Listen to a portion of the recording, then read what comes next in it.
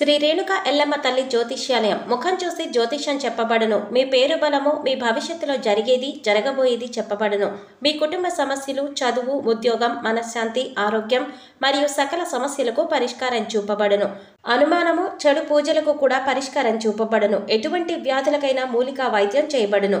గురూజీ లక్ష్మణ్ రాజు గారు. Cell number 8639883141. ఓం శ్రీ మాత్రే నమః. ఛానల్లోకి స్వాగతం అండి. మార్చి 14వ తేదీన అత్యంత శక్తివంతమైన చంద్రగ్రహణం, అలాగే హోలీ పౌర్ణమి కూడా. ఆ రోజు రాత్రి 11 గంటల్లోపు కొడుకులు ఉన్న ప్రతి ఒక్కరు కూడా గుర్తుపెట్టుకోండి. కర్కాటక రాశి వారు ఇప్పుడు మనం చెప్పుకోబోయే ఈ చిన్న పరిహారం చేసి చూడండి. మీ జీవితంలో అలాగే మీ యొక్క కొడుకుల జీవితంలో కూడా మీరు ఎంతో అభివృద్ధిని చూస్తారు. నిజంగా మీ జీవితంలో ఒక మిరాకిల్ జరుగుతుంది. అలాగే ఆర్థిక సమస్యలు, అనారోగ్య సమస్యలు, కష్టాలు, నష్టాలు ప్రతి ఒక్కటి కూడా వీటన్నింటి నుంచి కూడా మీరు రిలీఫ్ అనేది పొందుతారు.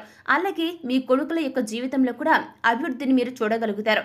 అయితే మార్చి 14వ తేదీన ఎంతో శక్తివంతమైన రోజు హోలీ పౌర్ణమి, అలాగే చంద్రగ్రహణం కూడా. అయితే ఈ రోజు యొక్క విశిష్టత ఏంటి, అలాగే ఈ రోజున కొడుకులు ఉన్నవారు ఏ పరిహారం చేయాలి, ఈ పరిహారం ఎలా చేయాలి, చేయటం వల్ల మీకు కలిగే ప్రయోజనాలేంటి, ఇటువంటి ఎన్నో అంశాలను ఈ రోజు మనం ఈ వీడియో ద్వారా వివరంగా తెలుసుకునే ప్రయత్నం చేద్దాం. కానీ అంతకంటే ముందుగా మీకు మా స్మాల్ రిక్వెస్ట్, మీరు కనుక మన ఛానల్ని ఇప్పటి వరకు సబ్స్క్రైబ్ చేసుకోకపోతే వెంటనే సబ్స్క్రైబ్ చేసుకుని పక్కనున్న బెల్ ఐకాన్కి ఆల్ సెలెక్ట్ చేసుకుంటే మేము ఇలాంటి వీడియోస్ అప్లోడ్ చేయగానే ముందుగా మీ మొబైల్కి నోటిఫికేషన్ వస్తుంది. ఇక డీటెయిల్స్లోకి వెళ్తే 2025 సంవత్సరంలో 4 సార్లు గ్రహణాలు ఉన్నాయి. మార్చి 14వ తేదీన వచ్చేటటువంటి గ్రహణం మొదటి చంద్రగ్రహణం హోలీ పౌర్ణమితో కలిసి వచ్చింది. కాబట్టి ఈ రోజుకు మరింత ప్రాముఖ్యత ఉంది. ముఖ్యంగా అమావాస్య, పౌర్ణమి తిథుల్లో పరిహారాలకు ప్రత్యేకమైనవిగా భావిస్తూ ఉంటాం. ముఖ్యంగా అమావాస్య, పౌర్ణమి తిథి రోజుల్లో ఏ పరిహారం చేసినా కానీ నమ్మకంతో, విశ్వాసంతో చేయండి. ఖచ్చితంగా దాని ప్రతిఫలం మీరు పొందుతారు. పౌర్ణమి తిథి రోజున చంద్రగ్రహణం అనేది ఏర్పడుతుంది. అయితే చంద్రగ్రహణం సమయంలో ఇంటి నుంచి బయటకు రాకూడదని, అలాగే చంద్రగ్రహణాన్ని నేరుగా కళ్ళతో చూడకూడదని చెప్తారు. చంద్రగ్రహణం సమయంలో గర్భిణీ స్త్రీలు బయటకు వెళ్లడం నిషేధించబడింది. జ్యోతిష శాస్త్రం ప్రకారం గనుక మనం చూసుకున్నట్లయితే చంద్రగ్రహణం గర్భాన్ని ప్రభావితం చేస్తుంది. కాబట్టి గర్భిణీ స్త్రీలు గ్రహణ సమయంలో బయటకు కూడా వెళ్ళకూడదు. అలాగే గర్భిణీ స్త్రీలు ఇంట్లో కుట్టు పని, అల్లికలు చేయనేకూడదు. ఇకపోతే గోళ్లను కత్తరించకూడదు. ఇంట్లో పూజా మందిరంలో ఉన్న దేవుని విగ్రహాలను కూడా తాకకూడదు. ఈ సమయంలో మంత్రాలను పఠించవచ్చు. గ్రహణ సమయంలో వంటగదికి సంబంధించిన పనులు చేయటం కానీ, వంట చేయటం కానీ అస్సలు చేయనేకూడదు. ప్రతి స్త్రీ కూడా ఈ విషయాన్ని గుర్తుపెట్టుకోండి. అయితే ఈసారి వచ్చేటటువంటి అంటే మార్చి 14వ తేదీన వచ్చే చంద్రగ్రహణం అనేది ఇది మొదటి చంద్రగ్రహణం కూడా. మన జీవితంలో గ్రహాలు, నక్షత్రాలకు ప్రత్యేకమైనటువంటి ప్రాముఖ్యత ఉంది. జ్యోతిష శాస్త్రం ప్రకారం గ్రహాల స్థానాల్లో మార్పులతో వ్యక్తి యొక్క అదృష్టంలో కూడా మార్పులుంటాయి. వీటిల్లో సూర్యగ్రహణం అలాగే చంద్రగ్రహణం ముఖ్యమైనవి. అయితే ఈ చంద్రగ్రహణం అనేది భారతదేశంలో మనకు కనిపించదు కనుక సూతక కాలం కూడా చెల్లదు. ఈ చంద్రగ్రహణం భారతదేశంలో కనిపించదు. కానీ చంద్రగ్రహణం తూర్పు ఆసియా, ఆస్ట్రేలియా, పసిఫిక్ మహాసముద్రం, అట్లాంటిక్ మహాసముద్రం, ఉత్తర ధ్రువం, ఉత్తర అమెరికా, నైరుతి యూరప్, దక్షిణ అమెరికా, దక్షిణ ధ్రువంలో కనిపిస్తుంది. ఇక ఈ ప్రాంతాల్లో ఉన్నటువంటి ప్రజలు ఖచ్చితంగా జాగ్రత్తలను పాటించాల్సి ఉంటుంది. అయితే ఈ గ్రహణం రోజు హోలీ పౌర్ణమి కూడా రావడం జరిగింది. కాబట్టి ఈరోజు చాలా విశేషమైనదని పండితులు సైతం చెప్తూ ఉన్నారు. ముఖ్యంగా కనుక మనం చూసుకున్నట్లయితే కనుక లక్ష్మీదేవికి పౌర్ణమి చాలా ఇష్టం అన్న విషయం మనందరికీ కూడా తెలిసిందే కదా. అయితే పౌర్ణమి రోజు లక్ష్మీదేవికి విశేషంగా ధూపదీప నైవేద్యాలతో పూజ కనుక చేస్తే అద్భుతమైనటువంటి ఫలితాన్ని పొందొచ్చు.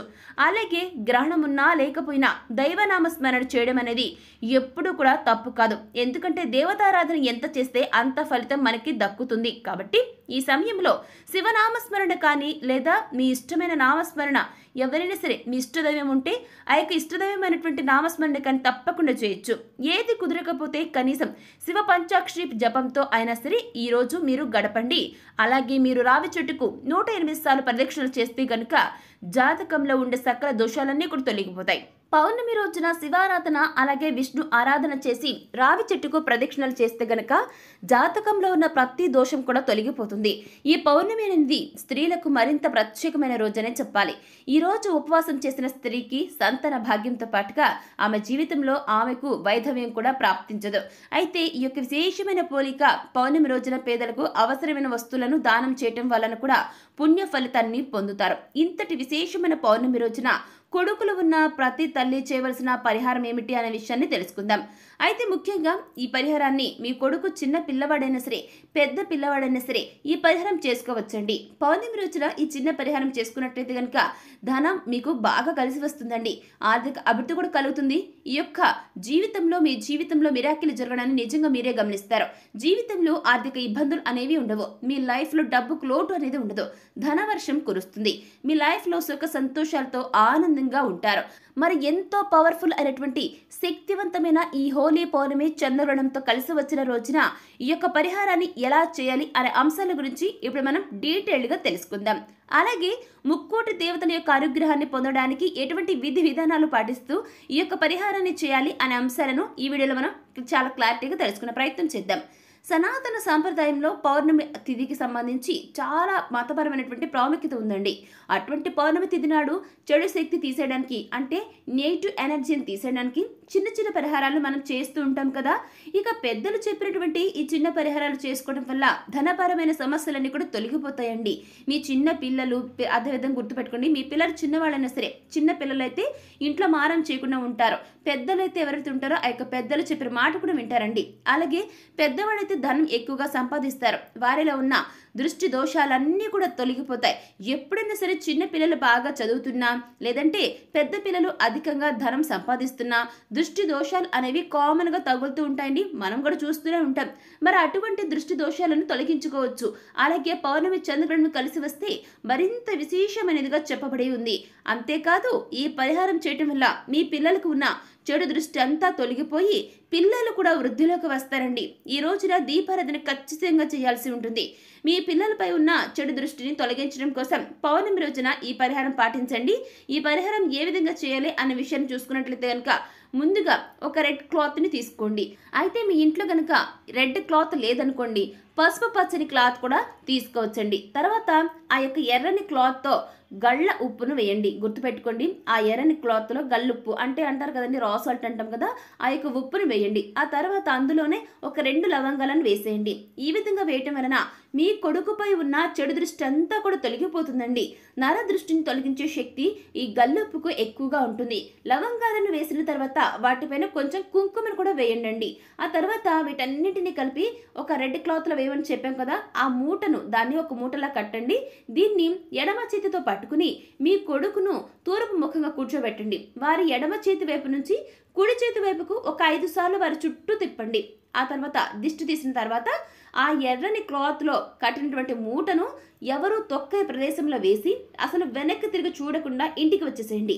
ఇంటికి వచ్చిన తర్వాత కాళ్ళు కడుక్కుని ఇంట్లోకి వెళ్ళిపోండి. ఈ విధంగా చేయటం వలన మీ కొడుకు జీవితంలో ఉన్న సమస్యల ఆటంకాలు అన్నీ తొలగిపోతాయి. వీరి జీవితంలో సంతోషాన్ని చూస్తారు. నిజంగా చెప్పాలంటే మీకు డబ్బుకు కొదవే ఉండదు. సో చూస్తారు కదా, ఇలా ఈ పరిహారం చేసుకోవాలి. ఇప్పుడు మనం చెప్పుకున్నటువంటి ఈ యొక్క పరిహారం అనేది చాలా విశేషమైనదండి. పౌర్ణమి రోజున ఈ చిన్న పరిహారం కనుక చేస్తే మీ కొడుకులకు అదృష్టం వరిస్తుంది. దేనికి లోటు అనేది ఉండదు.